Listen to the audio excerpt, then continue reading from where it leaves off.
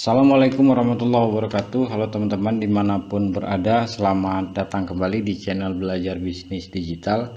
Di video ini saya akan membahas cara kerja future trading. Jadi untuk lebih detailnya silakan simak video ini sampai selesai.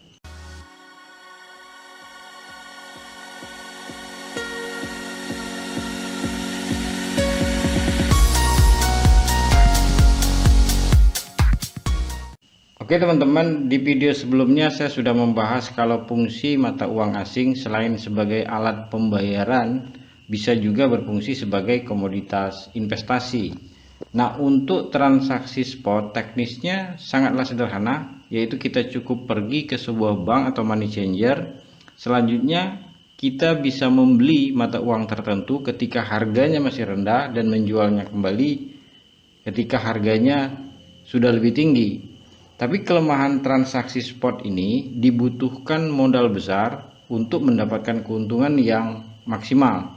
Karena itu kita membutuhkan transaksi future yang modalnya relatif kecil dan cara melakukan transaksinya pun relatif lebih praktis, yaitu cukup dengan menggunakan gadget. Oke teman-teman, karena transaksi future ini adalah turunan daripada transaksi spot, maka dari sisi fluktuasi harga sebenarnya tidak banyak perbedaan.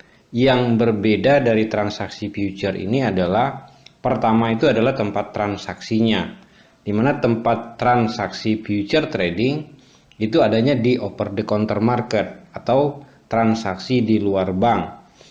Awalnya transaksi di bursa ini hanya bisa diikuti oleh segelintir orang, karena satu lot atau satu letter of transaction-nya itu minimal 100.000 US dollar atau kalau dirupiahkan sama dengan 1,4 miliar. Karena itu untuk memfasilitasi investor menengah ke bawah, maka dibuatlah cabang bursa atau yang disebut dengan broker house. Kalau di Indonesia itu namanya perusahaan pialang.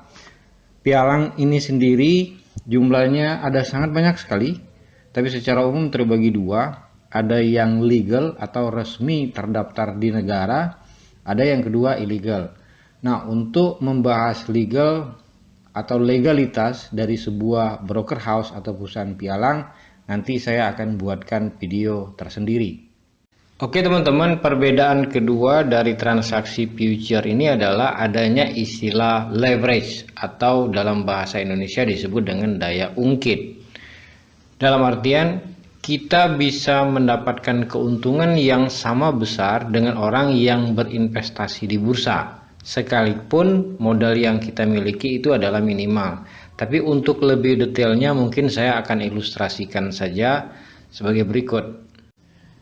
Di sini saya mengilustrasikan ada dua orang yang mau memindahkan batu besar. Jadi orang yang di sebelah kiri ini adalah orang yang hanya mengandalkan tenaganya sendiri untuk memindahkan batu ini.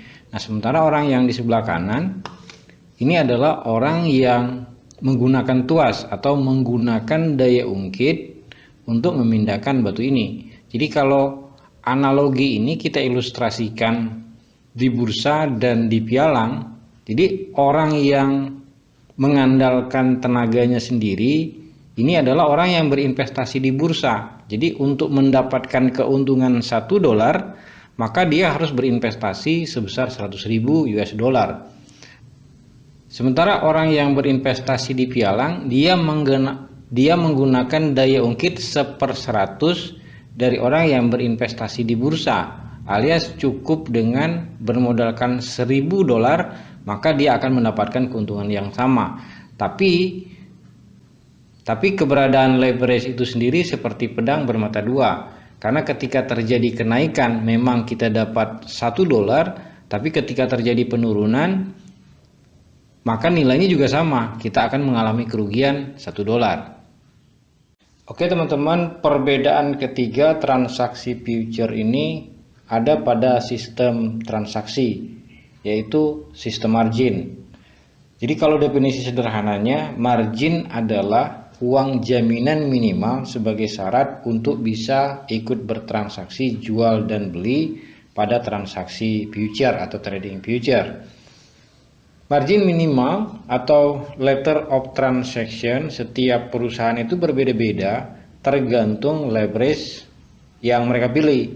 Jadi kalau perusahaan menggunakan leverage 1:100, maka margin minimal atau letter of transaction-nya sama dengan $1.000. Tapi kalau ada perusahaan yang menggunakan leverage 1:500, maka margin minimal atau lot-nya cukup dengan $100. Jadi ini tergantung kebijakan perusahaan masing-masing. Jadi kalau kita melihat ada letter of transaction atau lot-nya berbeda-beda, itu disebabkan kebijakan dari perusahaan yang berbeda-beda pula. Adapun perbedaan yang keempat, transaksi future ini terletak pada proses transaksinya yang bisa dua arah. Artinya begini, peluang keuntungan itu bisa didapat baik ketika harga naik maupun ketika harga turun. Jadi pada saat kita memprediksi harga naik, kita melakukan transaksi beli terlebih dahulu dan menjualnya ketika harganya sudah lebih tinggi. Tapi sebaliknya, ketika kita memprediksi harga akan menjadi turun, kita melakukan transaksi jual terlebih dahulu dan membeli kembali ketika harga sudah lebih rendah. Adapun perbedaan yang kelima dari trading future ini terletak pada media yang digunakan pada saat bertransaksi. Karena kemajuan teknologi informasi, kita cukup mendownload aplikasi MetaTrader 4 atau MetaTrader 5, maka kita bisa melakukan transaksi di mana saja, kapan saja, 24 jam per hari, Senin sampai Sabtu pagi. Oke teman-teman, saya kira cukup sekian sharing saya kali ini. Terima kasih. Assalamualaikum warahmatullahi wabarakatuh.